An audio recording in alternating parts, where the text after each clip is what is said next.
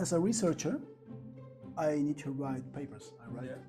And I was very proud of my skill. And now it's useless. I mean, the thing is, people are treating AI like some kind of oracle. And it's not.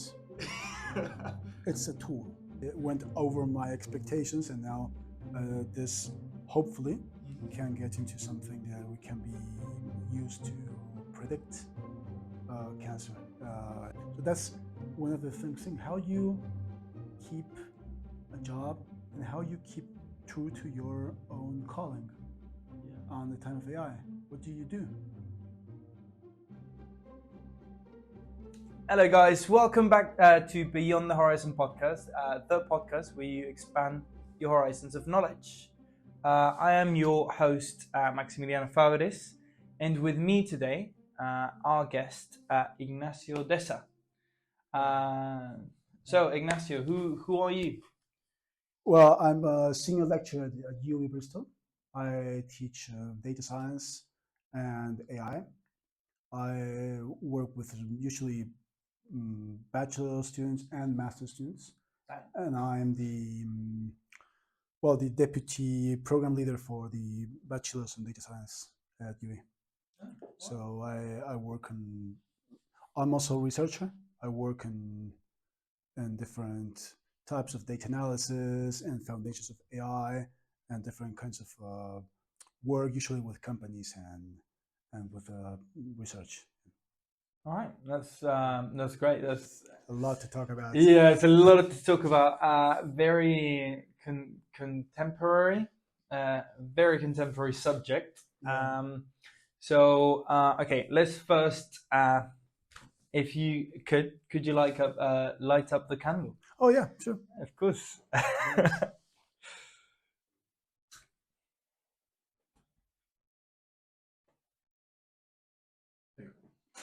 Thank you very much. So Ignacio, let's bring it a little bit back. What did you study to become a professor? Well, I initially studied physics. I studied physics back in the late 90s, early 2000s. I wanted to be a scientist. I wanted to be a researcher. I wanted to learn, maybe win the Nobel Prize. I wanted to study how the universe worked and all the things that actually still really excite me, like how things work. Yeah. Okay. And the student, I really crave knowledge, and I wanted to understand how all pieces fit together. Okay. So as soon as I started studying, it was very, very hard. I was one of the best universities in my country, and it was very competitive and very hard. And by the time I was about to graduate, I discovered I didn't really want to go into string theory and all that. I wanted to go more into something that was more tangible, more something that changed real lives. So understanding the world that surrounded me, not the world that was like in stars or in the atoms. It was something more. And that's why I studied something called statistical physics. Okay. Which is about understanding how very complex systems are able to work. Even sometimes you understand how one thing works in isolation, but you don't know how many of those things, like hundreds of millions of things work all together. And it's a completely different dynamic.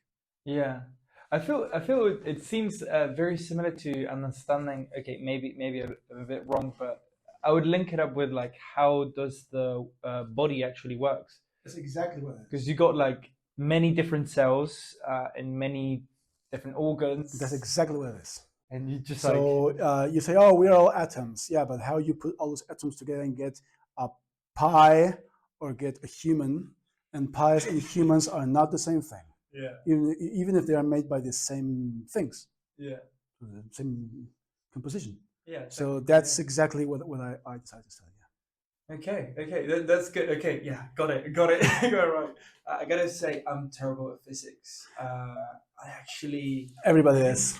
I think did not pass any of my physics class since I started, so I'm not the right person to I understand. mean, physics in the end is about understanding the world.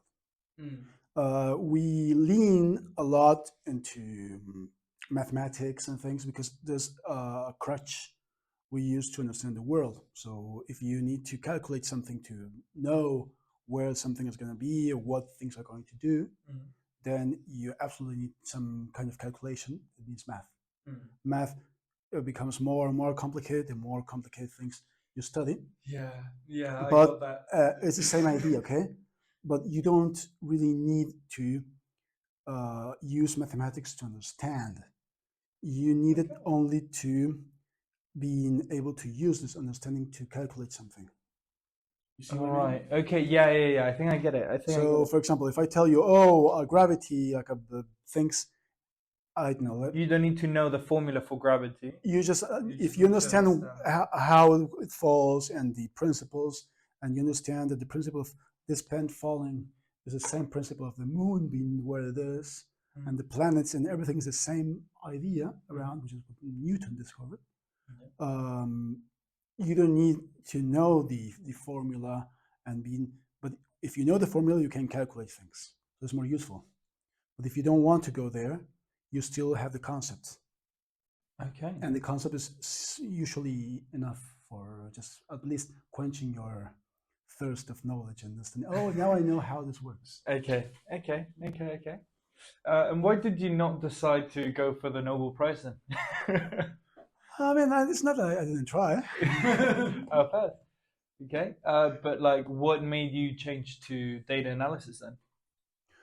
Well, first of all, last Nobel Prizes are in physics are related to AI anyway, so Are they actually? I'm still running there. Oh, you're still in competition. Secondly, I mean, the thing about data science is that during my PhD, Mhm. I was doing climate change analysis. So I was Mhm. trying to use physics to understand how the climate was changing and how to get things and how to understand the climate of the future. Okay. And that involved a lot of data analysis. All right. Okay. Okay, so I was using physics tools Mhm. like information theory and a lot of entropy and kind of things like that to understand the climate. Okay. And That sounds complicated as hell. it was. Oh, I was a PhD. Yeah. And after that, I realized that I was actually doing data analysis mostly. Mm. And physics was very hard to find a job in physics. I could have Uh, guessed. I don't know why. so I started to work and research more about using physics tools to analyze data. All right. And that naturally went into working on research groups about data analysis. Mm. And then I started to get different types of jobs doing that kind of thing. Mhm. And then I got this position as a first I came to the UK as a research fellow, so it's like I'm working in a project. Okay. And then I just stayed in university and changed into teaching, which is something I always loved anyway. Yeah. Mhm. So you felt the change from physics to data analysis was like a smooth transition. Extremely smooth. I could never tell you when I changed from one to the other. Really? Okay, so there was no barrier basically. No, it's the same thing. I mean, but Right. it happens a lot. Yeah. It happens a lot. Like, for example, sometimes you don't know where biology ends and chemistry begins. Yeah, it's good. You don't know when exactly. And statistical physics to data analysis and then data science is more about the technologies I was using. Yeah. Before I used to use some kind of software. Now I use another software, but there's not something. I mean, also time passes and people just change the tools they use anyways. Yeah. I feel I feel that's very Interesting because at least for the things that I do, well, you know me, we met before. We met in the sauna actually, um, and yeah, well, business is like very restricted. I would say, like this one. Okay, yes, you can see it as a whole, but it's very obvious what thing is what. So, like, accounting is one spectrum, sales is another spectrum. Sales and marketing, you could say, is pretty much the same, uh, but like legals is another sector, and it's very differentiated, I would say. Well, I Or worked in marketing. yeah, Yeah, so I data analysis. yeah, so I go sometimes. The problem with companies is that they don't know where they're going. Yeah, So they that's the biggest, start, I would say, issue. and sometimes they have to go to the data and understand what's going on. Yeah. The problem is that sometimes, I mean, we say that the trees don't let you see the forest. So Oh my god, that's such a big concept. Yeah. you see so much detail Yeah. that you need to, but the only way to understand what's behind that is to go into the data. Sometimes data is humongous. I'm talking about terabytes of data, especially with Jeez. online. And then Yeah. you need tools. You cannot do an Excel sheet. No, no, no. I've tried that. So you need really specialized tools. You need to go there. You need to understand what's going on. And usually you need machine learning, usually, or I mean neural networks to go through the data and try to find patterns. Yeah. Once you find the patterns, then you're able to understand what's going on.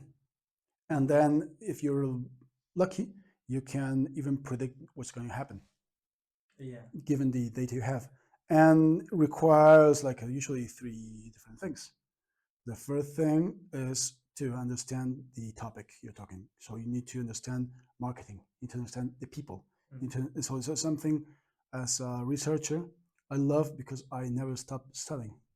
Yeah. I need to sit down and read a marketing book or read about. I know I was working with construction. I work for the for Highways England, Okay. which now is called National Highways, but I was working for them, Yeah. and I had to sit down and understand how highway contracts worked. What the is and this basically? basically, I had to read books about that. I Yeah. had to sit down, and the second thing you need to learn is well, you need to know statistics, mathematics, and the third thing you need to know is technology.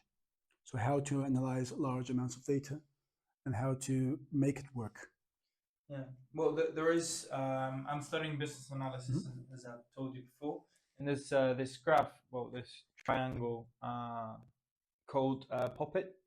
People, organization, something else, and IT or information technology. Very, very, yeah, that's so true. Like That's it. And you need once you know the few components in the Poppet analysis and in others, then you're good to go. Basically, the thing is, we're not in the 20th century anymore. Now you need teams. So you always need somebody who is a very good person, the data science guy. Then you need the guy who is an expert in the topic, a guy with somebody who's an expert in like and the people. So somebody who has contacts, who are able to find the things you need. For example, we struggle to find data because the company you had to navigate all the middle managers until you got the real data, and then you had that guy too.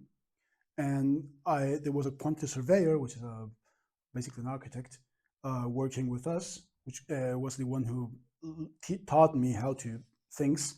But then he was my referent to go-to guy when I didn't understand what was going on, and then and so on. So actually, one of the most important things on data science right now is the social part. There's the part about understanding what you know, understanding what you don't know, and understanding where to get what you need to know. yeah, And that means socialize. It means people. that is so true. In business, that's I would say. Thing is, I used to be in a sales organization, and there they told you everything. So like they would tell you the whole scope. They would tell you, look, these are the things that you do know currently, and you would actually have like a checklist, so to say. But it's mainly because it's a very specific business. So you can actually know this. I'm guessing as a researcher, that's the major problem. You don't know what you don't know, especially if you're like at the tip or like at the edge of knowledge in general. Sometimes it is, sometimes it isn't. Oh yeah, well it depends, I guess. But yeah, they would tell you basically this is what you do know, this is what you don't know, and this is how you can get to the people who know what you don't. And it's always this continuous thing, and that's what I really loved about that job. That it was very structured, and they would be very open to teach you, and everybody would be like very helpful towards it.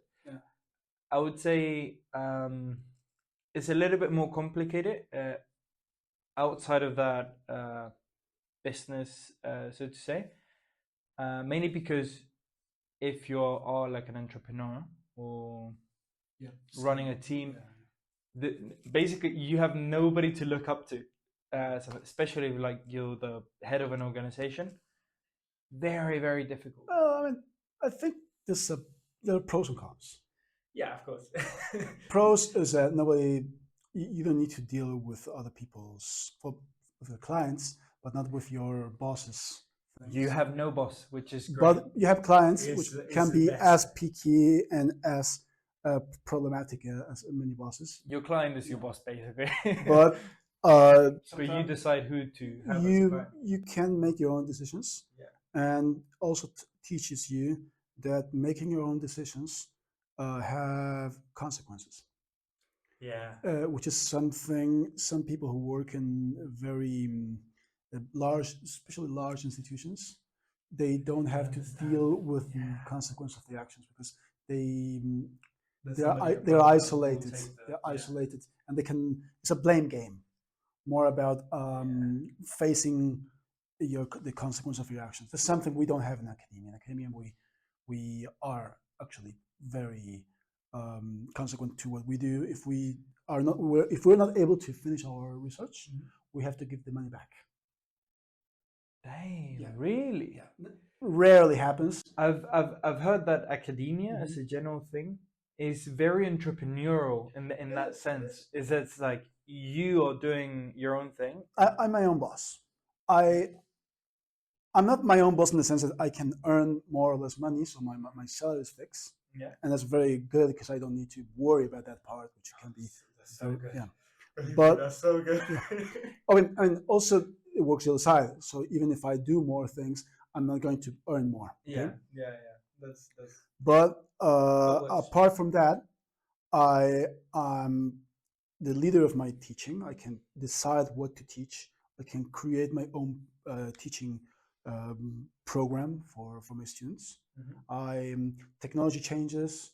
I can change topic in before, for example, we were teaching something about something in big data, and now we're changing it because now everything's in the cloud, so you don't need to teach that anymore, and then you just can adapt your own curriculum, and you are your boss. You know, as an employee, you wouldn't be able to do that.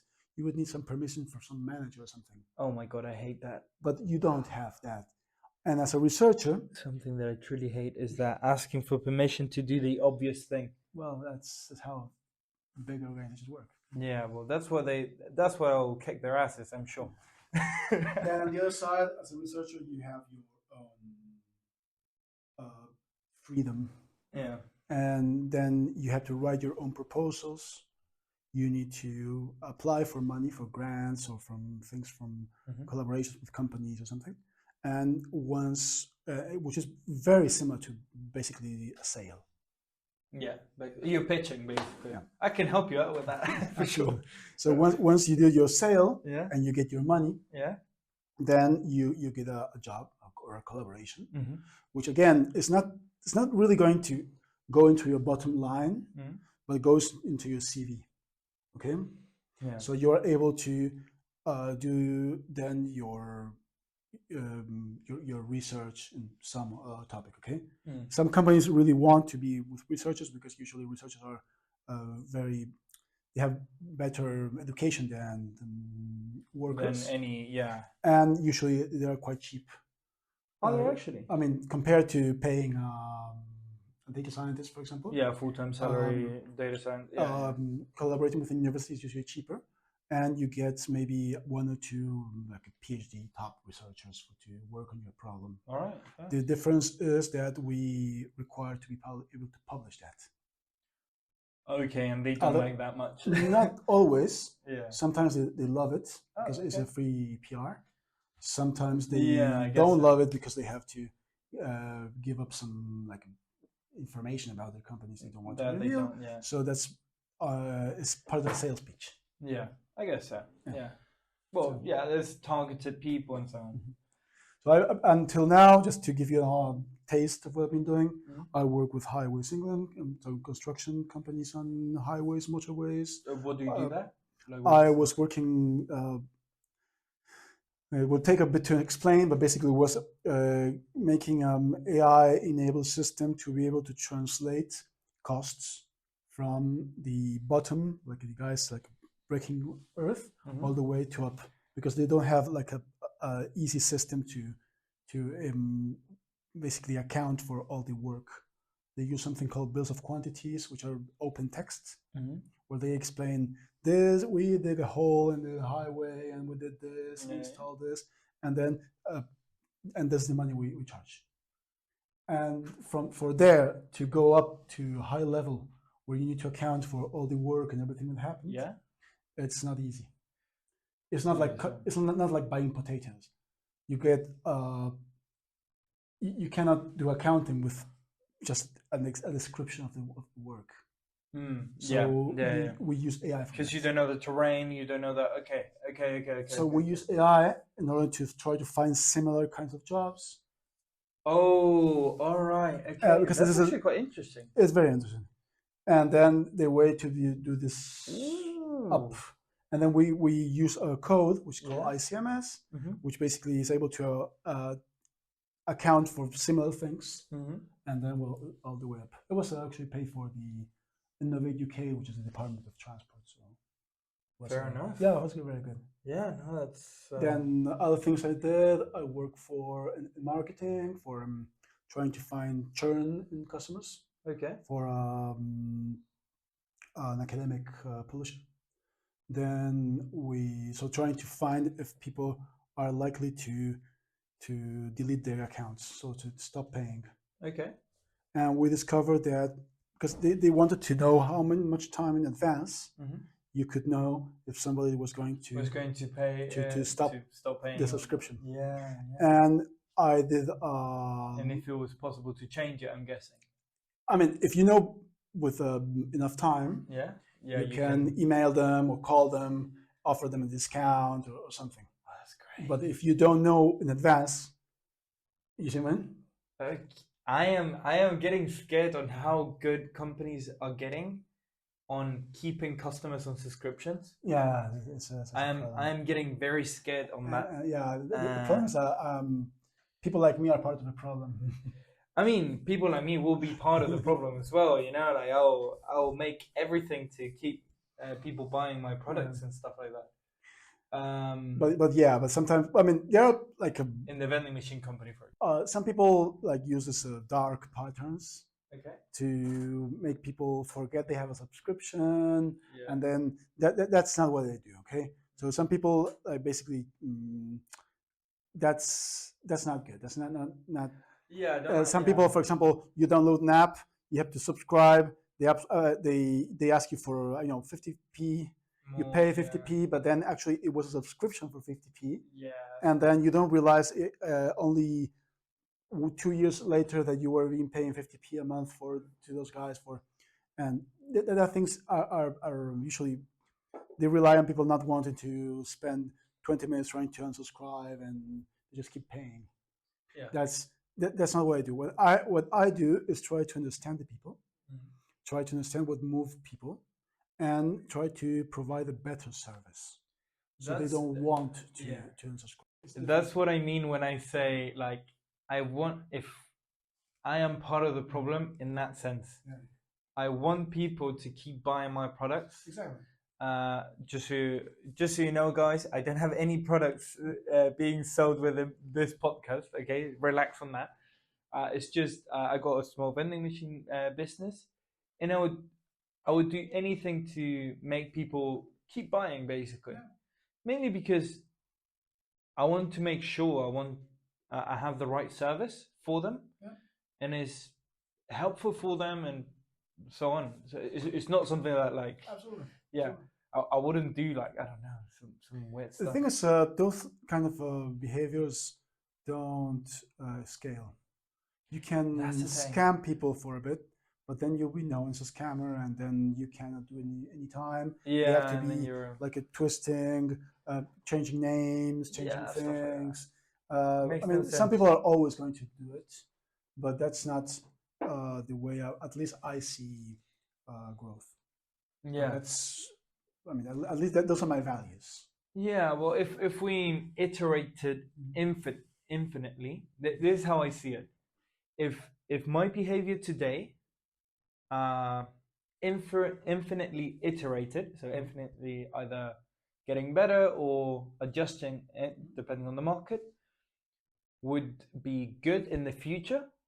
So in the infinite future, so to say, then I'm going to keep that behavior. Exactly. If it's not, then and lying, cheating, stealing, etc., doesn't work on the long run. The long run doesn't work. So, well, for me, it was more about research. About the churn analysis. I liked it. I learned a lot. I learned that, for example, you could not only 1 month before, I could know if they were going to churn a year before. Really? Yeah, because it wasn't about, and it wasn't the main. It's a paper we wrote. Yeah. It wasn't about the behavior they had before churning. It was about the behavior overall, how they were using the product. Oh, and sorry, what company in particular? It was basically subscription to books. It was institutional, so they had this books online, and then they gave the access to, for example, you as a university or a company, you pay them monthly, and then you could download all the books you want. And depending how many books they were downloading and how many people were doing it, and how you could basically see a pattern. And then we found that people who basically they had downloads were in a certain way, where basically it wasn't worth it for them. All right. Okay, that's actually quite interesting. Do you reckon we could see that in, like, gym memberships and other? Absolutely. Yeah.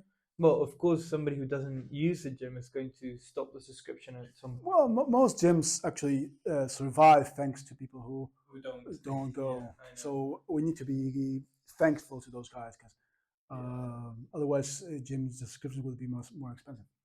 Thank you very much for all people who decided in November that this year was going to be their year. Thank you very much, because our gym memberships are cheaper. Thank you. Okay, well, then about research, I can keep talking, but basically it's a non-gone of projects. Small project with some project with students. Some students come up with some problem they have, and then we sit down together, and then we publish a paper, or we do something. Usually papers help them to get a job or to further their careers, and I'm involved in that, and I help them. Okay. Sometimes there are big projects. I work with another teaching staff or companies. One more, I'm working on diagnosing cancer. Damn. Okay, I remember you telling me about it. I thought it was incredible because, well, I've worked in the space of charity, and it's just amazing. Every time I had to research for a particular charity, specifically the cancer ones, I was amazed by the type of studies that there were. It's just amazing. This is a big project. And I'm basically the statistician, the guy who runs the numbers. There's medical staff. There's people who do the analysis of the samples. Yeah. There's a lot of different moving pieces. I don't even understand all the moving pieces. I don't know who the project manager for that is, but it's praise to him. And then or her, yes. You get to the I get basically a data set. Yeah. And I need to analyze it, and it's like a nightmare data set. It's the worst kind of data set you want, which is I only have 200 people because they cannot. In medical studies they cannot do a million people analysis. You cannot like basically play with lives. You need volunteers. So finding people is very hard. And then once you analyze all the samples, you get hundreds of different variables that can go wrong. So it's like one of the worst cases. Took me a long time, like a month, to learn enough about the problem to be able to tackle it, and then study it, and then implement my things. I tried many types of machine learning and AI and things into it. Finally, after months of work, I was able to get almost 90% of accuracy on detection of those samples. And now we are almost 87. This is on diagnosis of cancer? Prostate cancer, yeah. Prostate cancer? Yeah.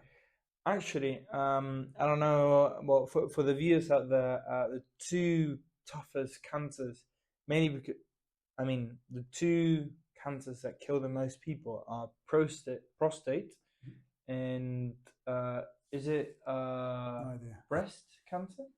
No idea, maybe. I don't know. I think those two are the most common and the ones that kill the most people.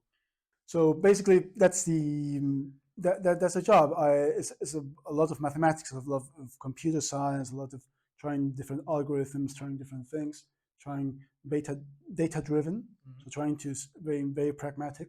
Yeah. So I can try all these things and see what works, and then try to understand why it works, and then try to make it better, and then try to like a very iterations. So like a business maybe, but trying to get the goal of getting the best possible. And then I was there's also a dose of luck into the. And I was able to. There's a lot of luck involved. I was able to. I wouldn't call it luck. That's the thing, because you have to study a lot. I wouldn't call it luck. I would call it maybe I don't know, like instinct, maybe. You see this? I like this quote from Thomas Edison, the light bulb guy, who said that inspiration. No, he said luck. Luck exists, but it has to find you working. Yeah. What a great, yeah. I've always, So it was that. So well, if luck exists, it better catch me working. Yeah. So I spend many days and months working on something, not getting results. And after I was expecting something like 80%, 80 something, 80. And then when my results like really went over my expectations, and I'm very happy that we're going to publish very soon. And so this is like unpublished results. Ooh. Oh, okay. You got the information for free, you little bastards. Yeah. Just so you know, I tried to put exactly the same information before him and publish before him. No, I'm kidding.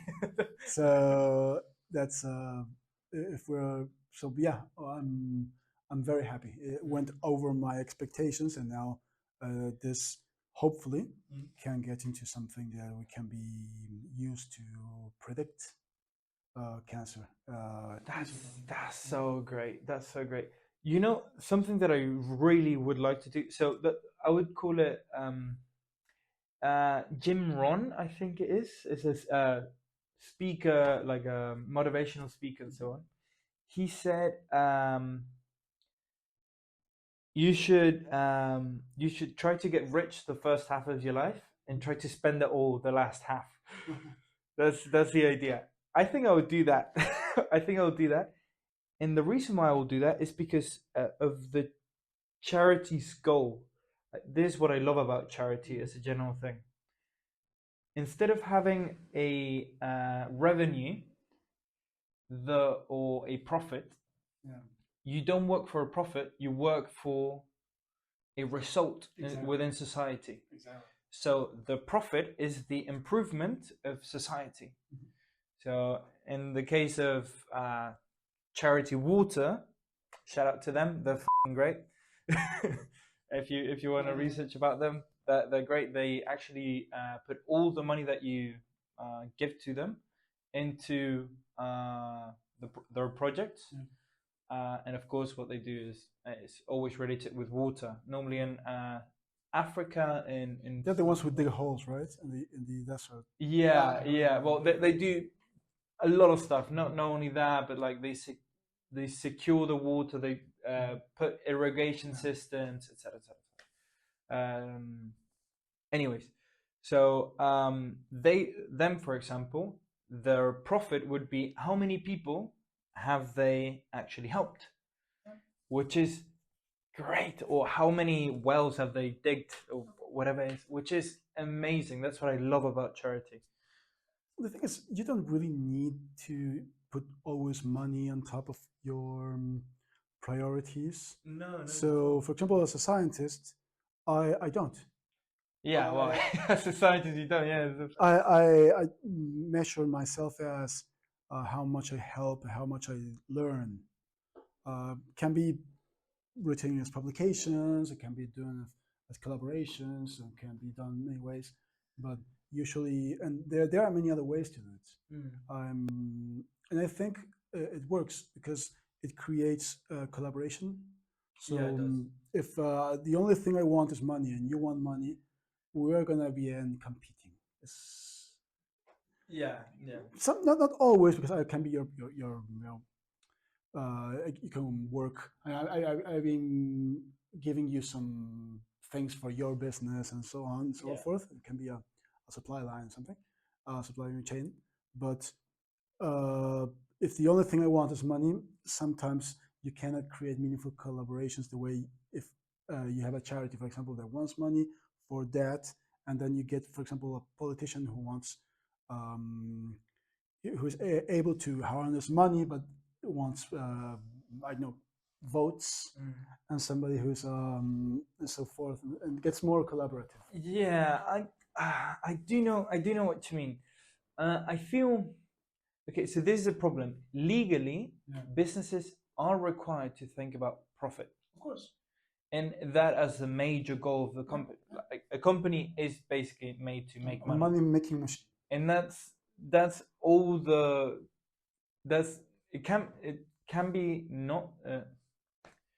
It's allowed to not be the only focus, but it has to be the main focus. Yeah, but you see what happens when companies focus on that. They start extreme competition, degrading the environment, the workers' rights, and because I mean it can't be the only thing. I mean I'm not against profits. I'm not. I know what you mean. In my opinion, thing is, I would say that would be the government's job to limit you, to put the rules. Yeah, but nothing else. That's the whole point of the government. The government should be there to. But then, if the government was there was a job, then the government should be overwhelmingly more powerful than the companies. Yeah. Otherwise, companies will be able to overstep, and so that will mean a lot of things are not happening. So, because right now companies are not overwhelmingly less powerful than governments. Governments and companies are at the same level. And also, something that does happen quite a lot is that the benefit of the people is not visually like that when the government puts that policy. So, for example, the CO2 tax in Europe, people don't like it because when they put the CO2 tax, all their expenses go up. all of them, literally every single one of them Of course. goes up because every company emits CO2. So everything goes up, but the government technically is making sure that future generations, so maybe not the population now, but all the future generations live in a society with less CO2. Or not. Oh yeah, well, but that's a whole point. There's a problem on regulation, and But that's the problem of the government, and that's why I think governments should always regulate. And it's good to have the competition. Yeah, but the problem is that mainly towards that, because then you know what's going on. The problem is that from a physics point of view, companies are a complex system.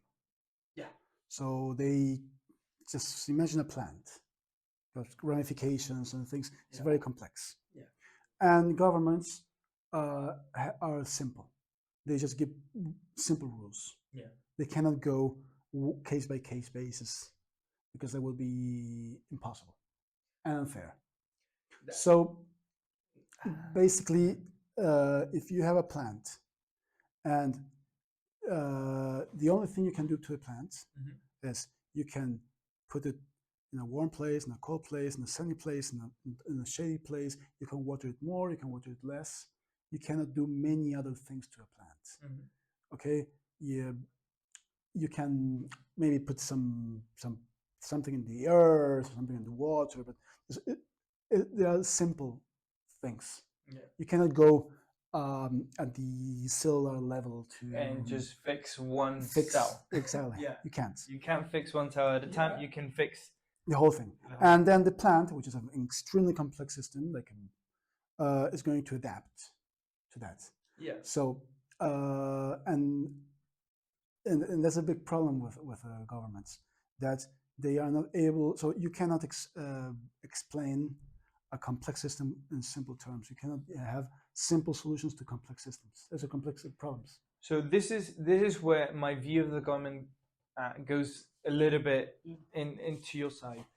I would say there should be a difference between laws and policies than regulations.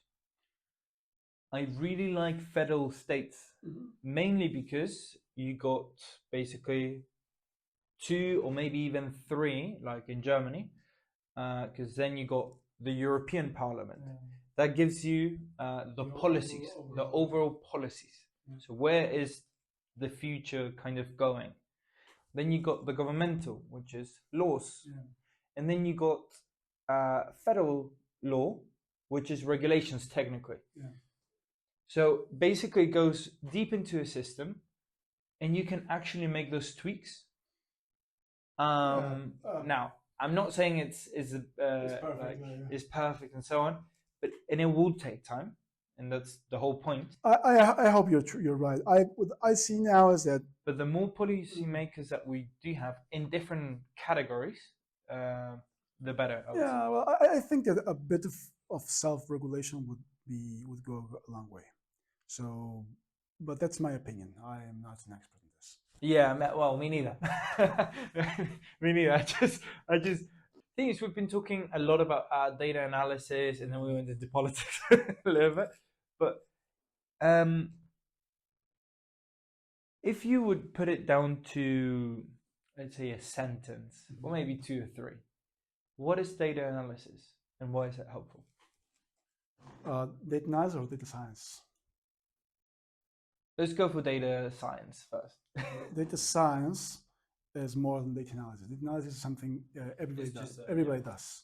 You go, you see your expenses in your shopping list, and you say, "Oh, actually, I'm buying too much milk, so I'm gonna cut it off because I'm not drinking it." So that's data analysis. Okay. So it can be done in a very basic level. Can be done at a huge level. I love that you're explaining it simply, because I really can't. It is what it is. Data analysis is analyzing data, and everything's data. Okay. So when you're crossing the street, and then you see a car, and then you're analyzing in your mind, am I able to cross the street before the car comes, or I need to wait until the car passes? So it's data analysis. And what's data science then? Data science is basically comes from three different things. Okay. Okay, so the first thing it comes is basically statistics. So understanding big data sets, we're using statistical tools like I know all these tools in statistics. Then the other part is machine learning and AI. So using new tools to understand, get more insight from the data. Yeah. And the third is being able to deliver value. And that means usually human skills. So Visualizations, dashboards, presentations, and being able to sit down with somebody who's not able to understand the data because of lack of statistics or lack of time, and being able to deliver value. So I'm gonna tell you three things about your business that are going to make you understand why you are underperforming. Now, this, and this. And then the solution to The solution probably depends, but maybe it's something I don't know the solution. Maybe I. Okay. Yeah. Okay. Sometimes it's obvious. And sometimes it completes out. Yeah. Yeah. But as a data scientist, I need to be able to get the technical part well, the statistics. Then I need to understand all the new technologies, and which keep changing. And I need to be able to have enough understanding of humans to be able to sit down and tell somebody what's something very complicated into something simple, and a way of delivering value, Right. which is the ultimate goal of this. How to extract, so go from basically information and deliver value. From noise to signal. Yeah, I really like that. I really like that expression. Noise to signal ratio. That's what we all do as data scientists.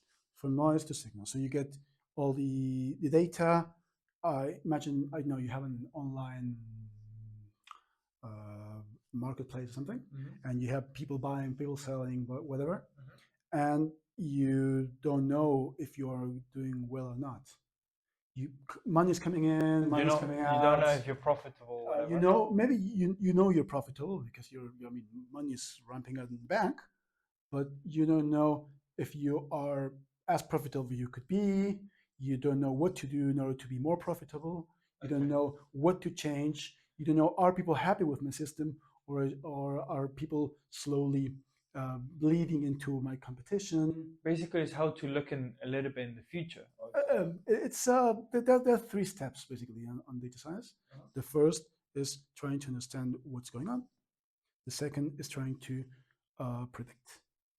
Okay. And the third is being able to take action, to make decisions. That is actually great. So it's basically taking a picture of the current problem, whatever it is, then looking at future possibilities, and then the actionable steps. And being able to make action. About action depends on many different things, and the complexity. Final say is always going to be management. Yeah. But management needs to be informed, and that's basically the job of a data scientist in the long run. I usually don't work at that level of companies. That usually is employees that do that. But I advise, I consult, and I help them to understand their problems or their solutions. Yeah. I feel both are very good. So, all right. And why did you decide to become a senior lecturer in within all this? Well, I always love to teach. Teaching is like what made you actually say, okay, you know what, physics, let's go into. But it's not physics. Data science. I'm doing physics all the time. So it's basically, there's not a big difference between what I'm doing and statistical physics Yeah. is the same thing. Well, yeah. Right now, for example, right now as a researcher, as a Mhm. consultant, I specialize on using physics tools Mhm. to tackle non-physics problems, Mhm. which is something I can do because I learned physics. I know a lot of tools. I know the Yeah. mathematics. I know all the things. And other like data scientists come from management, come from business, come from mathematics, come from other things. Yeah. So I have tools they don't have. I mean, of course they can learn them, but at least it's my edge. Yeah. Okay? Well, that the learning of that, I'm guessing it will take a couple years. Well, it's my edge. So I usually go for very complex problems. So a company comes with a very, very difficult problem, Mhm. or a researcher or collaborations, and they say, okay, we have this problem and we don't know how to fix it. Can you take a look and see what happens? And then I need to study, I need to learn, I need to go into a topic, and finally, when it's done, it's a really really good But then, sensation. but then why did you not uh, keep, I don't know, started as a consultant, or like keep going as in a consulting career? Why do you decide to But instead? I am a consultant. Oh, okay. I Yeah. work as a consultant. Yeah. Um, But then why did you decide to teach? It still doesn't. because teaching gives you What is it about teaching? Let's say that. teaching helps you a lot to first of all there's let me put it this way, you you gain from two sides. Okay, first of all, you are giving back, you are giving, teaching people, next generation, how to think, how to do, and you're giving a good impact to the world. Okay, second, you are actually meeting the next generation of professionals, so Ooh. you're networking.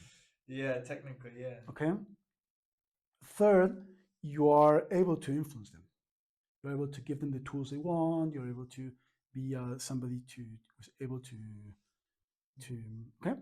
And finally, um, the fact of teaching makes you study, so it's the best way to keep On up top of. on top of everything, Yeah. updated, because you're gonna fall into conversations like this when people are gonna be, oh, why have you done this? I'm using this technology, and you never learn about this technology because everything, the world is changing so fast. Continuously and rapidly, and So you every really, time even so quicker. it's also a way to be there, but also because I like it. It's nice. You really learn from people. I learn from them as much as they learn from me, and at the end of the day, I enjoy it. Yeah. So, but yeah, I work on, I do research for scientific purposes. I work with companies, and I work on with university projects with other researchers. And So how it's do you? a lot of things. Yeah, yeah. Well, you do a lot of things at once, basically. Well, less than you, Sorry? less than you. Nah. It feels like you're overwhelmed with all this. No, it's like more like it's a very social thing. You need to Yeah, talk yeah, to people. all the time. Sometimes it's just a very tiny conversation, but it's a spark. Mm. And then 6 months later, that spark generated a fire. And then maybe you get a collaboration. Yeah. You know what's funny? I know it seems like I do quite a lot, but in my opinion, I don't do much because I mainly think and I outsource most of the problems that I have. So, for example, for the podcast, I don't edit, I don't do the social media, I don't even now book the actual podcasts. You know? Yeah, but So, I do the so same. For my example, yeah, I work with students. my thing is just to think how the whole thing actually goes. I work with students. I collaborate with other researchers. I work with workers at companies where I consult. Mm. I'm not doing everything. I'm not Yeah, no, of course, it's just impossible. driving the bus and like Yeah, yeah. cleaning the toilets. Yeah, sometimes in in doing a startup, you Yeah. actually have to do it, Yeah. which is funny. I love those moments though. You're like stressed, fucking clean the toilet or whatever. But yeah, but that's Yeah. life. That's life. Yeah. Yeah, Absolutely. So it's very similar to being an entrepreneur, yeah. I guess so. and in some cases it is literally being an entrepreneur. But in other cases, also helps you a lot to meet people and gives you it helps a lot for understanding. So you go to people ask you what you work at. You say, well, I'm a senior lecturer in data science. Also, already defines you a bit. Yeah. It's not like, oh, I'm doing data science. I don't know what to do, and also helps you a lot. So the university job gives you a lot of it's not how do I call it, like it's a something everybody can relate. So they can tell you, okay, is there? It's an expert. Yeah, I feel that's the big thing that I have a struggle with to define what I do. Every time somebody asks me, "Oh, so what do you do?" I sometimes I say I'm unemployed. Sometimes I say I'm an M&D of a company. Sometimes I say I got a podcast. Sometimes I just say I work in a pub. You know, and it's very interesting how to just like But the thing is, if you because I'm don't- not defined because of the But entrepreneur. the problem is this: people are going to define you no matter what. Yeah, Unless, so the easiest way is to give them a definition of clear yourself. definition. Otherwise, they're gonna find a definition of you which may not suit you. Yeah, So it happens all the time. So yeah, that's that. If you're a CEO of a company, which you are, you can say that. sure, yeah. If you are a bartender, which you are, you can say that. So it's not lying. It's more Yeah, saying no, just exactly- say whatever thing. or just defining yourself. Yeah, Because people, the world's very complex, yeah, and people, and this is gonna come as a theme in a moment. People need to feel they understand things. People need clarity. And if you don't give them clarity, they are going to just get the easiest way out of the complexity.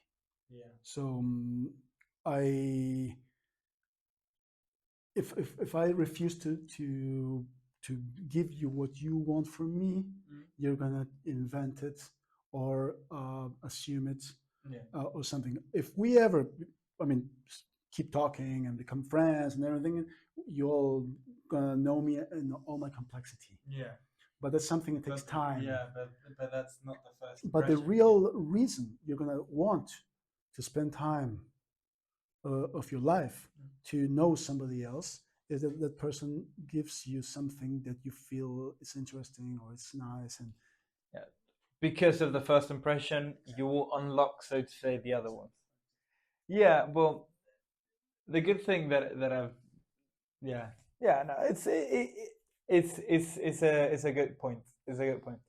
I mean, it's not my point. Yeah, no, of course. At least I feel it's a very analytical point. It's very related to data analysis, of course. I mean, it's a physicist point of view anyway. Yeah, absolutely. Like you gotta either define or but that's about it will be defined for you. It's about complex systems, and complex systems are society is a complex system. Yeah. Well, people are complex systems. Society is a complex system of complex systems. Yeah. And maybe 3 or 4 more of those in the chain. Yeah. Until we get to the atom. Yeah. Yeah, that's a good point. Well, so I just want to go back to the student and your relationship with them. So how do you actually work with them? What is your relationship with? I teach a lot of master students. Okay. So are already grown ups. Yeah. I mean, so you don't teach 18-year-olds. I do teach also, but I well, but I teach people who are grown ups. Yeah. And I teach them data science, which is not, I'm not teaching like to say ABC or. Yeah, it's not like. So it's not like basic things. They are, and then of course, you need to respect them as people. You need to respect them as professionals. Some of them have professions, so maybe they are changing careers, or they want to add data science to their curriculum. Maybe they are developers or programmers, or okay. Some of them have skills I don't have. Okay, so you need to be very respectful of them, and basically what they do is to engage in conversations where I try to teach what I want, what I need to have to teach them, but at the same time I need to be able to adapt it to what they need. So it's like I have my curriculum, I need to teach this, but sometimes they need to learn it in some way because of, and sometimes it really changes from person to person, so it needs a bit of That's what I was going to ask. Have you seen like a different, like a big difference in ways that new generations are acquiring knowledge, or how you have to treat them, or so on and so well, forth? the thing is, the world is changing. So that's basically the main thing. So, well, I was telling you before, like when I was a student, there was barely not internet. Internet was some curiosity, a very small thing, like a. Yeah, you had to go and like read. Yeah, exactly. You had to go to a library. Go to the library. You need to learn. You have to go to a book, go to a library, or use an encyclopedia or Encarta CD or something like that. I mean, yeah. Rent CDs, rent documentaries to understand the topic. Yeah, or wait for them. Wait for them to come the hour exactly at the cable TV. So you can go on demand, like now on Netflix. Oh, I want to watch it now. So you had all those things. So information was precious. Was something people, if you were able to know something, if you learned something, it was very elitist. No, elitist. But it wasn't. So it wasn't like you didn't have to pay for it, but you need to spend time. Yeah, you would have to go more into the. So libraries were free. My schools books were available mostly, and well, depending on the topic, but mostly available. But you need to go there and spend hours reading until you understand things. So information was valuable. If you go, oh, did you know this and this and this and this? It meant that person had spent time learning it.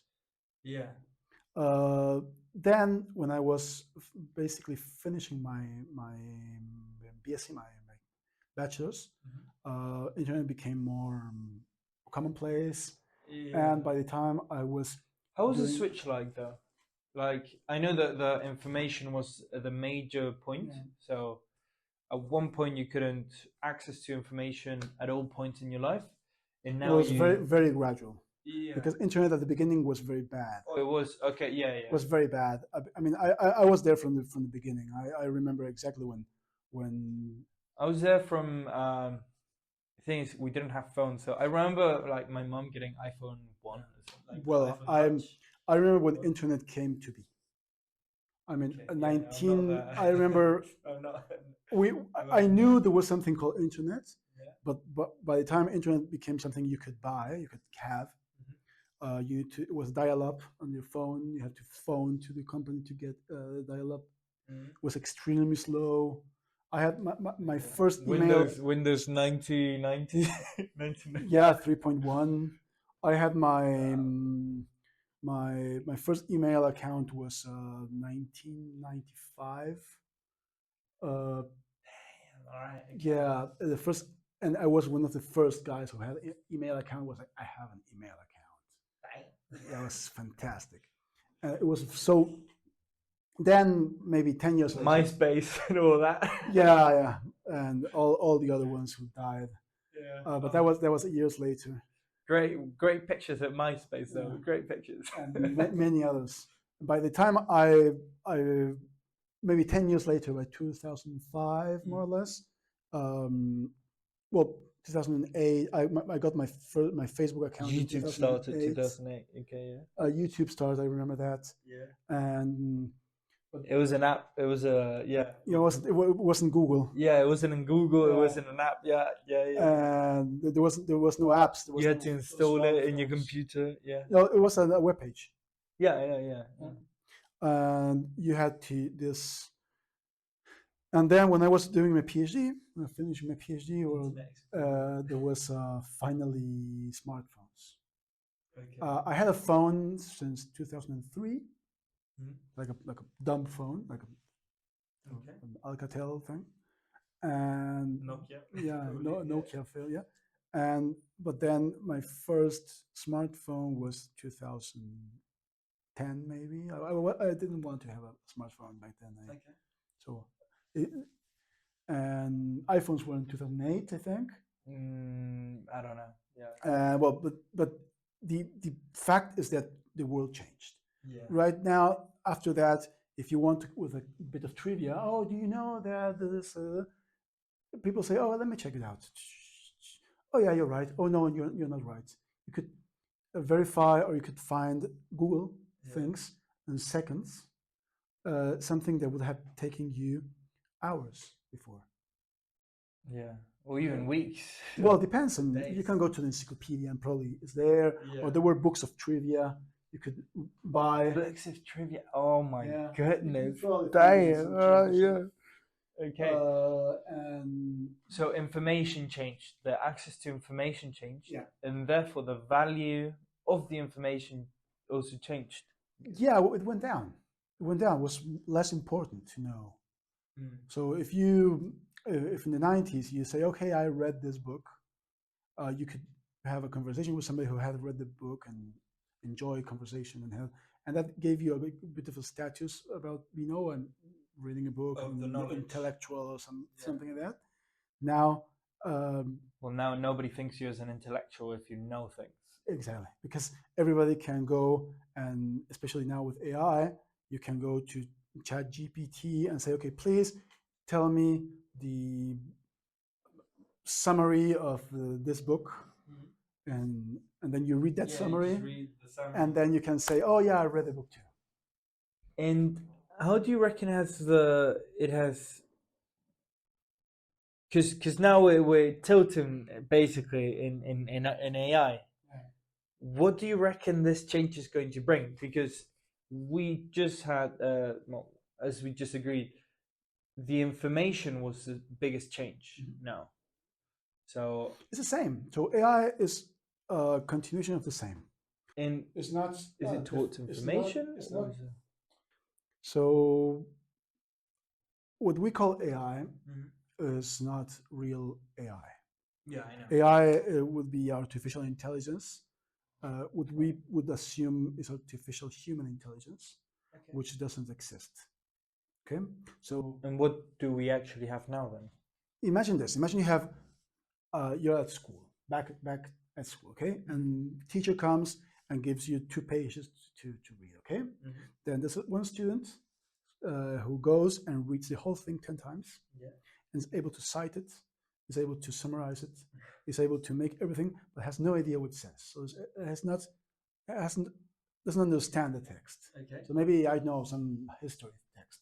The king had this war, and this happened, and this happened, and this happened, and just can repeat exactly the whole text. Okay. Or can make slight changes, but it's basically that. And then have a student who actually reads it a couple of times, and then he understands the motivations, understands why this king invaded, this happened. What effects could it have? Yeah, so it has a more deeper understanding of the thing, but it's not able to summarize it. It's not able to cite it verbally, verbatim. It's not able to do the thing. Okay? The word by word thing. Yeah. You can't. So the AI would be the first student. AI, current AI. Yeah, is able to get the text, is able to manipulate text to make it shorter, make it longer, but it doesn't understand the full the text. In depth. It doesn't understand the text. Okay. It's just the thing is. And what do you reckon it? What? Okay. Yeah. No. So basically, humans, we have 2 modes. The first mode, which is the principal mode, is what we would call information. It's reacting to stimuli. So and the second mode would be formal education, which is basically this kind of learning, memorizing, rote, and then bring it back. But if you get somebody who never had any type of education, like maybe 100 years ago was totally normal to not to go to school, those guys weren't dumb at all. They were extremely intelligent. They were able to live their whole lives, marry, get kids, and do things, and make businesses, and build houses, and never engaged in anything similar to memorization or learning. I actually want to put a small story there. One of Warren Buffett's greatest business partner was a ex-Soviet woman. A woman from the Soviet Union who fled the Soviet Union or came to America. Started a business for like furniture or something like that. She made the most profitable company within Warren Buffett's portfolio. Incredible. And she did not know how to read and write at the beginning. And she didn't know anything about accounting, which is the opposite of what you need to have to. That would be like the logical step. And that's what they teach you now, that you should learn how to read, write, of course, but also know accounting. And this woman did one of the most successful companies within Warren Buffett's portfolio. So yeah. So and computers cannot do anything of that. They cannot learn from errors. They cannot find their way. They don't have any motivation. They don't know things. Okay, so they just basically get the information and like vomit it out. Exactly. So it's not a real intelligence in the sense. Even an animal has more intelligence. Animals, like a fly, is able to go from one place to another looking for food. Damn, really? You would actually say that a fly is more intelligent? Yeah, flies have motivation. They want food. They can fly. They can find the food. They can find a place to lay their eggs. They can find a mate. You see what I mean?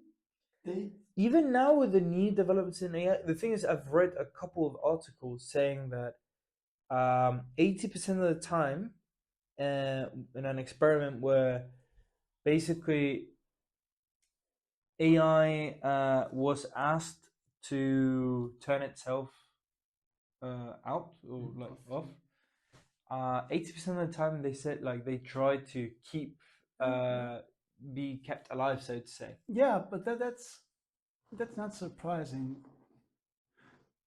because wouldn't you reckon that's motivation? No, because it's not in the training. Okay. So humans, all the data they're fed with, well, most of the data they're fed with is created by humans, and we hate to die. Okay, good point. Okay, so it's basically repeating patterns. You see what I mean? Okay, I see what you mean. And probably it wasn't within a company, the experiment. So I'm guessing turning it off would be the same as either killing it or, well, in the case of a human, firing it. So okay, I see what you mean. So there's a lot of hype. There's a lot of, because they know saying AI has gone rogue and putting a picture of Terminator is going to guarantee views and clicks on your blog. And that's true. So there's a lot of hype around that. But basically, computers, as they are working now, don't even have the mechanism to think. Okay, that gives me a little bit of an ease. So it does real mechanism. We call it reinforcement learning. Okay. And it's used mostly in robotics. So in robotics, you basically, instead of ChatGPT, you're just giving them all the text of humanity, and is basically concentrated and makes a database of all that, is able to learn semantics, so the meaning of things, able to catalog everything. So when you ask it something, it's going to be able to very, very fast find relevant information and give it back to you in a very articulate way. And why does it invent information? Why does it create information out of thin air, basically? Because it's never been programmed to say, I don't know. Oh, it's unable to tell you, I don't know. Oh my God. Oh, those little bastards in ChatGPT. Stop actually doing that, guys. They can't. They can't. Why not? Because they're unable. So if you ask... What do you mean they're unable? They are incapable of telling you, I don't know. But why don't they program it to... Because there would be bad business. That is fucking crazy. Okay? That is fucking crazy. So... Oh my God, that's going to be a clip for sure, man. What the Ask ChatGPT anything which it doesn't know, and it's going to invent it. So wait a second. You're telling me that ChatGPT is not programmed to say I don't know only because it's bad business to say I don't know? I mean, what other thing would be? Oh my God, I'm so sorry if you get killed because of saying that. But I mean, it's not me. It's not me saying it. It's like there's a lot of other AI experts saying it's not something. I mean, if you ask it something, it's gonna make it up. Yeah, it is. But I just never quite understood why. But yeah, okay. Oh my God, that's terrible. It's a business. I know it is, but it's just crazy. Oh, okay. I mean, the thing is, people are treating AI like some kind of oracle. And it's not. It's a tool. It's a tool. Okay. Okay. So reinforcement learning is basically I touch a fire, I get burned, I get a reinforcement about touching fire is not very good for me. Yeah. So even if I'm an absolute idiot, I touch a fire 55 times, and then I finally learn I shouldn't touch a fire.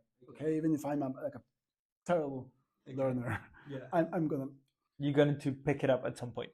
Yeah, and that's how animals and humans learn. Yeah, we just get reinforcements. So, does AI do the same? No, no, not at all. It's an absolute different mechanism.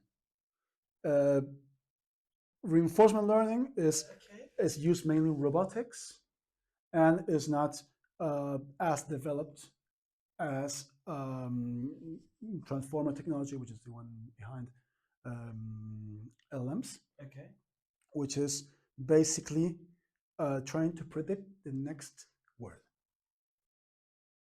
Oh, okay. So there's no... LLMs are literally the predictive on your phone on steroids. That's what it is. There's nothing else. But then why wouldn't people try to do this type of learning where you touch a fire? Because it doesn't work as well. It's not for lack of trying. Is it because of the amount of data required? The thing is this, if you gave ChatGPT the same amount of data you hold in your mind, like all the knowledge you have, it will be terrible. It will be a moron. Because it's not intelligent. The usefulness of all these LLMs... Is it because we store data maybe on DNA as well? No, it's because you're far more intelligent than any computer. The thing is, and the more intelligent you are, the less data you need. Yeah, that's a parameter. If you are extremely intelligent, you don't probably you feel this is warm and then you need to touch the fire. Yeah. You don't need. I mean, if you're dumb, you need to touch it 10 times until you realize that you shouldn't be touching it. And if you expand that to logical conclusion, you go to the more intelligent you are, the less data you need. And as humans, you show a baby an apple, and then maybe you show maybe another apple, a green apple and a red apple, and that's it. It's magic. After that, 1 month later, the baby or toddler are gonna see the apple. Okay. That's it. If you want to teach a computer what an apple is, you need to show it thousands Okay. Yeah. and thousands of Millions, images probably. of different types of apples until it understands all of that is an apple. Okay. Okay. So it's not. Let's say it's not intelligent. It's the intelligence IQ of one. IQ of an insect. Okay. Okay, that's what it The is. IQ of an insect. Okay. Yeah. Yeah. Okay, what's the difference? It's extremely fast. Our neurons work basically more or less hundreds to thousands times a second. Okay, that are our. Okay. Let's say 1,000 times a second. Let's say that. I'm not sure. Don't quote me. Yeah. But yeah. But it's just for the computers work at gigahertz, which is 1,000,000 times more. No, billion times more. Okay. Okay. So it's a very fast. They do 1 billion iterations basically. So it's Every time I think. so a computer is able to do a gigahertz is million. Okay. So it's 1,000,000,000,000 times a second. That's the amount of it's so fast that they cannot make it faster. They cannot make it faster because of the speed of light. Because So wait, but you see that computers are stuck at 4 gigahertz forever. yeah. There's no getting faster. Why don't we have computers of 10 gigahertz or 50 gigahertz? Yeah, I've always asked myself that actually when Because in one cycle of the clock yeah. is the time it would take the light to go from here to here inside the chip. So if you make it faster, you will start to have relativistic effects inside the computer. So the information wouldn't be. So it's a physical limit. So it's basically computers are Can get faster this way. they are at the physical limit. Yeah, you can change the architecture. You can make them more efficient. You can make a lot of things. But what we're doing information. right now, what we're doing is just cramming more of them together Yeah, and putting more chips because we cannot make them faster. Okay. Okay. So they're so fast, and at that speed, and with the incredible consumption of energy, okay. You get something which is about the intelligence of a fly, a mosquito. Oh my God. Okay, so we are not there. Oh. We are not there. We are absolutely not there. Okay, it's definitely not there. AGI is not happening. How long? Okay. So, can you put that in a sentence? So AGI is not happening because let me formulate this. Right now, with all the GPUs and all the data centers and everything we have, and all the best LLMs we have, the only reason all these models are so effective is because they are able to concentrate all the information of the human race into one database, which is what they are. So you can go and you can ask the ChatGPT whatever, and it's going to give you information very fast and very reliable. Not reliable, fast. Okay? But they are not intelligent things. They are not thinking machines. They are going to give you information from combinations of what they know. But they weren't able to generate new anything new from unless it's just a combination of what they know. Okay, so I'm getting calmer and calmer as as this is getting farther and farther. So okay, let me kind of understand what you've just said. Okay, so first of all, there's a big difference between AI and AGI, let's call it. AGI should be something working around reinforcement learning, Okay. which doesn't exist. Okay, so AGI doesn't exist. The AI that we currently have, It's aka basically a database. ChatGPT, is a database, and they cannot learn as we learn. They cannot even learn interacting with you. They need to be specifically trained. So if you have a conversation with the system and you allow them to use your data to train them, they're gonna see, humans are gonna see your data, and they're gonna decide to put that into the model later, a later moment. It's not learning. It's not like you and me. I'm learning from my interaction with you at the same time we're talking. This doesn't happen. They go learning mode.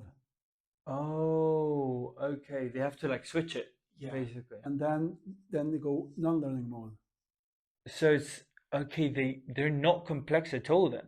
I mean, they are complex in the quantitative iterations. The reason they are so effective is because they concentrate all the information we have.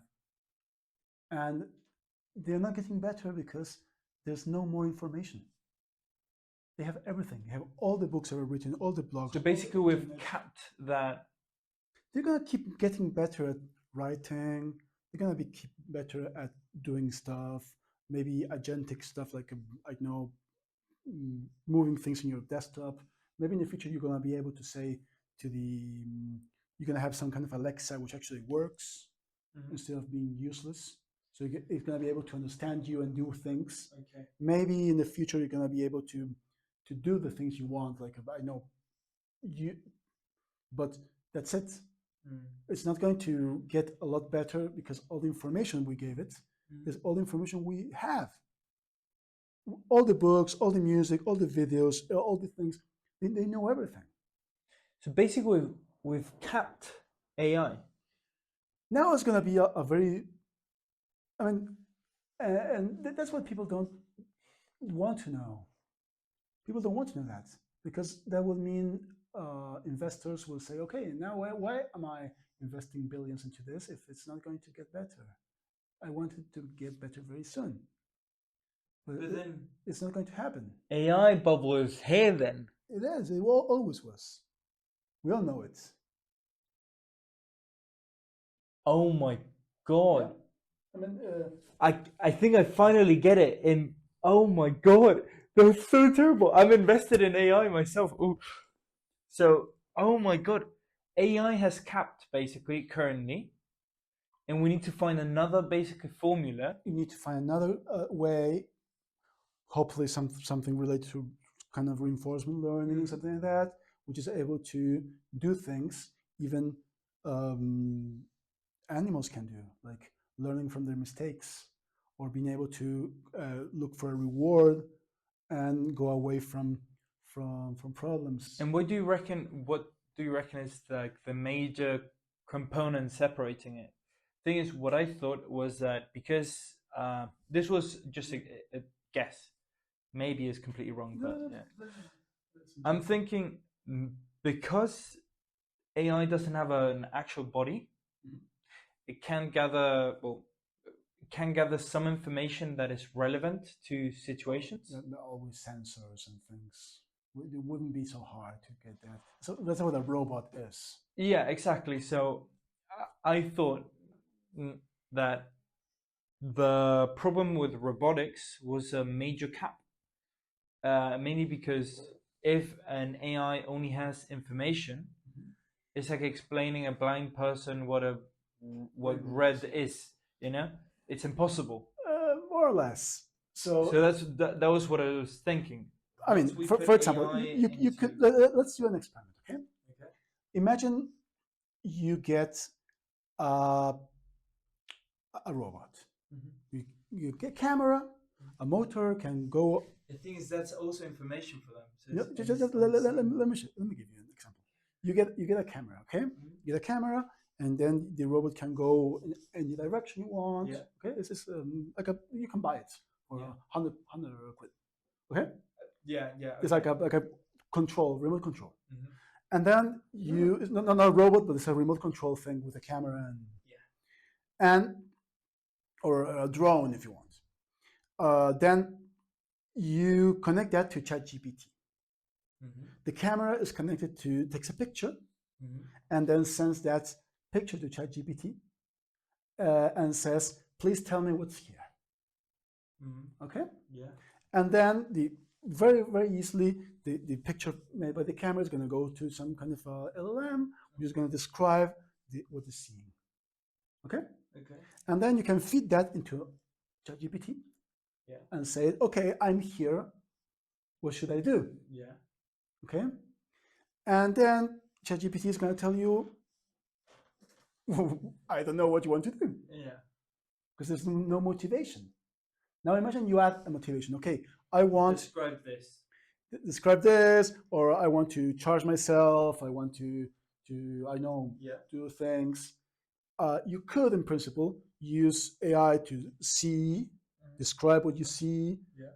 feed that in language into the LM, Yeah. then take action. Okay, Okay. that could work. Yeah. It will be extremely slow because it takes minutes to do all the thing, but sure. it would work. But you wouldn't be able to. It would be basically remote control anyway, because you need. It would work, for example, for something like a Mars rover, where you can give them overall things. I need you to go to this address, and then it will be able to take pictures and say, "Oh, I need to go around this hole." Yeah, and then So, and then but eventually, you would have to like basically give a set of instructions. that would basically be better than just remote controlling a thing. Okay. When you okay, Yeah. it would work. Hopefully, there's probably somebody doing that, but it wouldn't be a Thing is, I'm learning so much. Like my brain is open. Like okay? But it has no motivations. Oh God. Okay, Yeah. Yeah. so without motivations, it wouldn't know what to do. Okay. So because it Oh my okay, God, this is but so you get bad. even a small animal or a rat, it's So gonna have more. It's gonna be it's going to motivated be to. more It's gonna be intelligent. hungry. It's gonna be cold. It's gonna be hot. It's gonna be. But what if you would teach that? How? Just saying, like, I don't know, when your battery is low, just go and make it your main motivation to go and charge yourself. And then when you're not doing anything, make the main motivation of doing something that would improve this other system and stuff like that. Try it. I mean, it would be like a set of incredible complex rules. Do yourself a favor. Go to ChatGPT and try to make some kind of a role game, like a Dungeons and Dragons kind of game with the LM, Okay. and say you are a soldier and you want to go there, and try to do whatever the LM says. You're gonna see it's not. You're not getting anywhere. It's gonna be so frustrating. Okay. Okay. Okay. He's laughing at me, man. He's laughing at me. Oh, you mother. So let's finish with something probably everybody wants to know. It's about okay, LMs are not getting human intelligence. We're not going to have Okay. Terminators. The thing is, I didn't know that. Okay, but yeah. Okay, so basically, But what you're saying is we're not getting any Terminators or something. right now. But Right now or in the future as well. I mean, you never know what's going to happen in the future. Yeah. We know intelligence is possible because we exist. Yeah. So we. It's just a question of It's information. it's a question of time and learning how to do it. Okay. Yeah. But so it's not. I'm not saying AGI is impossible because it is possible. We exist. Yeah. But I'm not seeing it happening anytime soon. Okay. Perfect. So Anytime soon is here to 10 years. yeah, I don't know. 20. I don't know because there are mechanisms where computers could start designing themselves. Yeah, the thing is, I feel it's like a flip. It won't be like a. It's gonna be probably a process. You reckon it's a process? Yeah. I feel it would be like a switch, and then it would just take time to. Yeah, well, it's the same base. And it's gonna be the same process which is happening now. So if you 100 years It will be ago, increasingly more intelligent and more intelligent. Okay, perfect. So you will see it coming, basically. of course, you probably won't be able to do anything about it. But the same with what we're talking about information. I saw it coming back then, but when smartphones came, I was like, oh, now I can see, I can Google everything from my phone in the streets. It's so fantastic. Oh my God, this financial crisis is going to be so bad. Well, just don't go there. The thing is, Don't go there. I'm just thinking about the. Just sell everything. May I'm literally thinking about it. So it's the thing is, the major companies in the world currently, top three, let's say. Well, it's more than the top three. I think it's within the top 10, 8 of the companies are AI or related to. All of them are going to go down like a mother. And those are like. Not really. It's not that they are not. The thing is, AI is useful. Yeah, that's the thing. But they're not as useful as they. Their projections are, they're overstated, but the product works. Yeah. And the product, it is literally making people more efficient. So you can get any programmer, and you're able to Do 7 times. do 7 times more code 20 than you times. used to do. Okay. Well, that's what I remember hearing in my economics class. Your generation. This was my teacher. He's 50 something. He was about to retire in 10 years or something like that. So he told us, your generation is going to be statistically, we're expecting your generation to be 7 times more productive. 7 times, as 7 times more food, 7 times more information, 7 times more. But look, in the 60s, Yeah, and I wasn't alive in the 60s. If you've had a company, you had to go, and everything was paper. Okay. So you had to clients. Yeah. So you had to go and find the folder, the paper folder where all the client things were. You went to the first floor, find the clients. Then you go to the second floor. You got the products, the inventory. You go into the third floor, and there were people, basically paid people, who went to all the floors, got all the folders, and gave it to you. Yeah. And then you made the sale. And then you wrote something, you put it back into the folders, and then this guy went back and put everything back. I was one of them for a legal company in Chile. Yes. So that was no computers. Then the mainframes came. So the first computers were, and every single system had their own computer. So you couldn't just integrate everything. You still needed to you made a sale, but your sale was in sales. It wasn't in accounting. Yeah. At night, some guy just related related everything. Yeah. So everything was, which was one day after. And that was like the main problem for accounting. And that went all the way until the 80s. Okay. And in the 80s, they finally got this big databases and the SQL and all that. And then they started to implement things more or less like we have. And then the web came, and everything went online. And now we have big data. So, and now we can process millions of times more not data. Not only your company, but all the companies from all around the world. And now for doing something, now it takes one person. Only 60 years ago, in the 60s, we have taken 100 people. Okay? And that's going to continue. It's going to continue. One person in 20 years is going to be able to do more work, okay? And then that comes to the question, okay, if people are going to be more productive, what's going to happen with the other people? And that's what I wanted to talk. Where are you going? Exactly. So where the are you going? So there are two ways. One way is productivity overall is going to go up. So people are still going to have jobs, only everybody's going to be insanely productive for our standards, which is what's going on the last 100 years. And that's basically the work hour week, let's say, Value cutting. It's called value. So value is like a production of objects, services, or whatever. And that can be also put into dollar or pound amounts.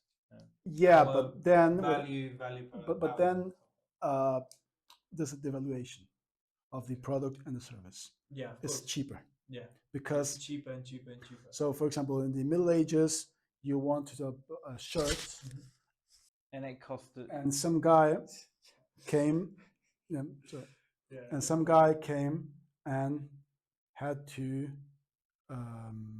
make it for you. Yeah. And they maybe had to thread all the thread everything and get the sheep and everything from scratch, and that would cost. It was costly. That was a week's. I remember this. It was a week's salary. Was one T-shirt. Exactly. I remember the exact amount. I think that was one of my questions to one of my economics teachers. After the Industrial Revolution, you had productivity was over the roof compared to the Middle Ages. Yeah, and therefore, that's when we got exactly. And now we have so much productivity. We can do something called fast fashion. We can really just like change every 40. No, how many seasons was it? I think it was 40-something seasons per year. That's fast fashion, which is ridiculously fast, and but we can handle it. We can manage it. Production side, okay, not environmentally side, but the production side we can handle that because everybody's so productive, everything's so cheap that you can do that. Like a T-shirt now is worth productive. But I feel that's why, and this is what I like about the market. The market has like a very weird curvature where like at the beginning it's extremely expensive, then cost goes down, but then it goes more and more expensive again. So what happens, for example, with water, because water has been in the market for a long time, at the beginning, so let's say African, it was expensive. It's extremely expensive. Then it goes extremely cheap, day-to-day water that we have now. But then people want quality water, and then there's a market for that, and then it goes up again. So that's how it works. So our economy now is basically services, and services are going to go up, and people are going to require more services, which are going to be because we have all of our material needs more or less, or at least in the developed world, fulfilled. So we have food, we have shelter, we have the basket of goods in England. I think also is adjusted to also have a vacation, which is incredible. So now, if we talk about our needs, if you think about even 10 years ago, the amount of services you have now, you can have a LLM which is able to give you advice on things, can give you, and those things costed a lot of money only 10 years ago.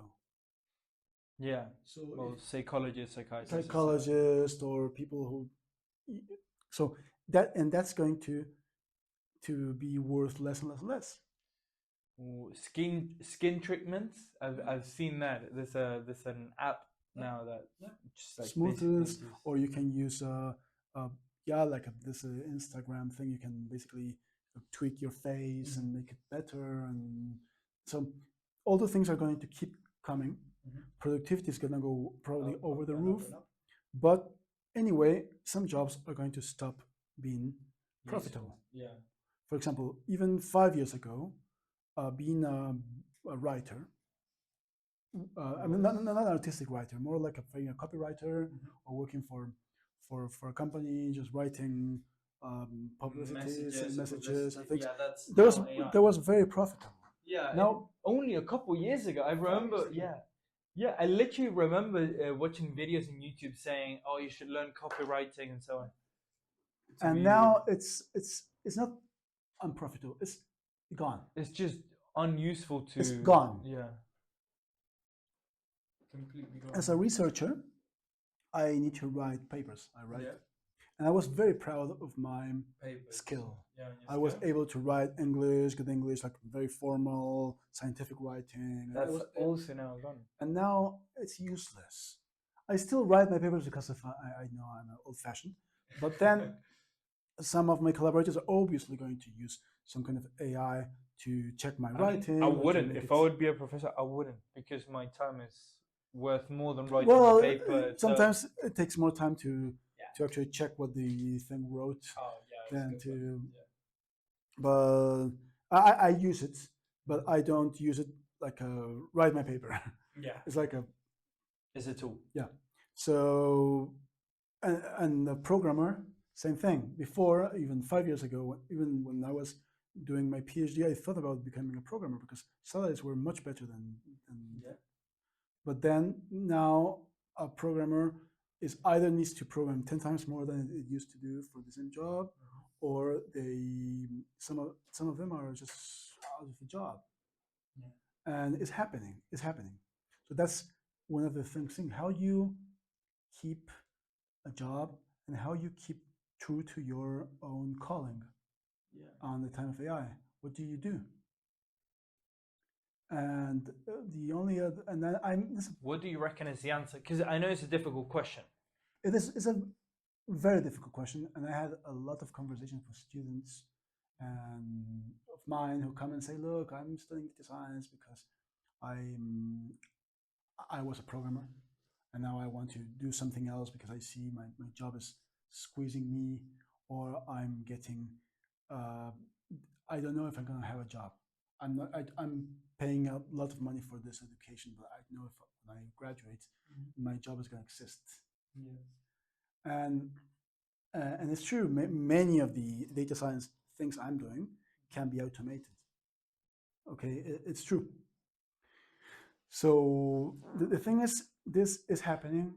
It's been happening for a lot of time, and it's going to keep happening. And you have no control over that. I didn't have control about um, internet, smartphones, and anything else was going to happen. I didn't have control. Yeah. So, but how did I adapt it, and how people are going to adapt in the future is by realizing that there are things going down, like it's a devaluation of knowledge, of information, and well, not knowledge, but more information, devaluation of information, devaluation of other things. And but at the same time, there is people craving for other things, and those things are, for example, connection, human connection usually, and trying to understand, trying to many jobs that are really are going to people need to understand things from noise. As we said before, presenting yourself, talking yourself with people, people are going to follow some kind of leader or some kind of expert, and gonna trust them, a human, more than they trust a computer. So if I go and I want to use uh, uh, somebody's gonna, oh, you're good, and tell me which is the tool I should use, or what should I do, and they're gonna reach people they know. They're gonna reach other people. Yeah. So because and that's gonna be very valuable. It wasn't valuable like only 30 years ago. People, but it's going to become valuable now. At the same time, things which were expensive before are becoming cheap. Society is simply changing. So everything related towards information will go basically down, or It's going to everything be worth less.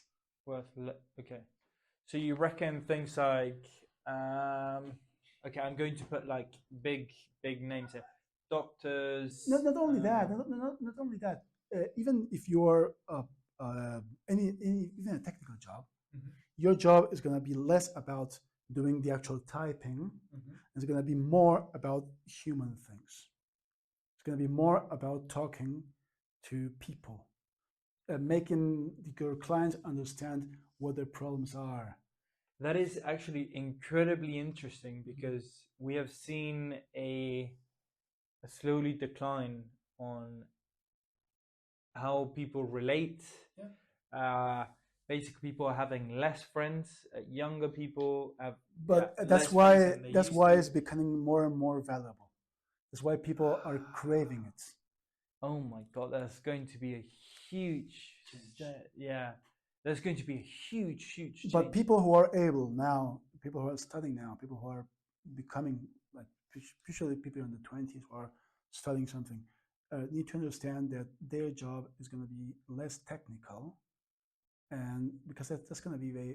It's going to be more about experiences. It's going to be more about understanding people, more empathy, more that. Even if you are an introvert person, it doesn't matter. Introverts have to learn. Introverts are extremely good at understanding people. Yeah. Once they get to know them. I feel introverts have this special thing where they fully understand somebody incredibly fast, and that's why they become they become self-absorbed, I would say, because of the amount of information coming in. But now, they're incredibly sensitive. But now many, but that's good, and many people are going to get this type of jobs who weren't valuable at all only 30 years ago. Like you could go to your neighbor and have a lunch with them, and then, but that wasn't even thought as something valuable.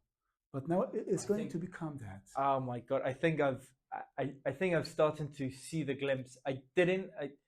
Oh my god! This I think interview has been the best I've done till now because of how much I've learned.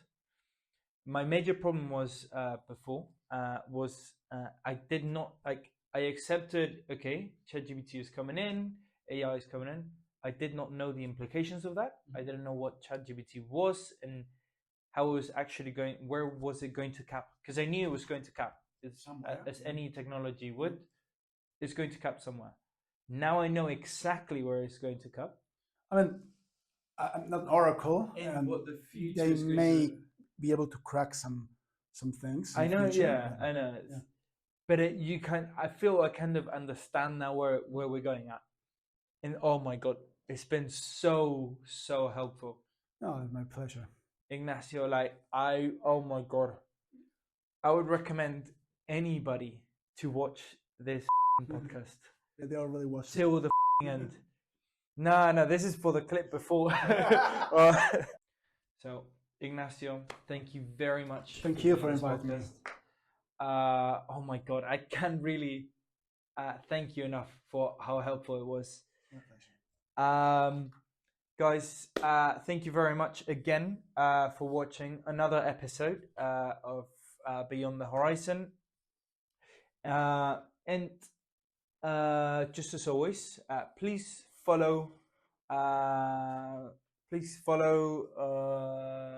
like and subscribe if you can. And we are currently on YouTube, Instagram, SoundCloud. Anyways, thank you very much and see you next Tuesday.